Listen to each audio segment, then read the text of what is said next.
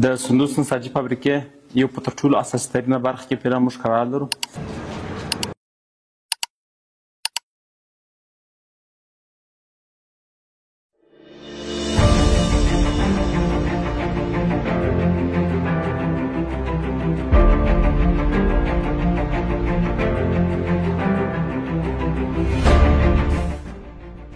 بسم الله الرحمن الرحیم. د سندوز نساجي فابریکې یو په تر ټولو اساسي ترینه برخه کې پرې موږ کار لرو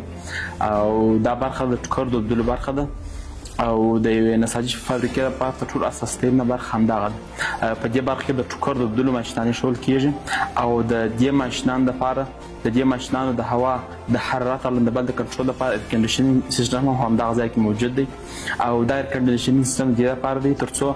په ټوکر باندې رنګارنګ داغونه او د تار د پخې د اثر څخه ټوکر وساتي او د ټوکر کیفیت تضمین کړي. د ټوکر اوبدلو دا سیسټم په اوسنۍ نړۍ کې تر ټولو عصري ترین میتود دی او په دې سیسټم کې د هوا د سرعت او د فشار د کنټرول لپاره په نړیوالو سټنډردونو برابر او په خاص اندازو سره د تونت سیسټم موجود دی چې هر د ټوکر اوبدلو ماشین ته په خاص حرارت لندبل او په خاص شرایطو سره هغو ته هوا تولیدوي او هوا به ورکوي تر څو هغه خپل د ټوکر اوبدل په ښه کیفیت سره سرته ورسوي.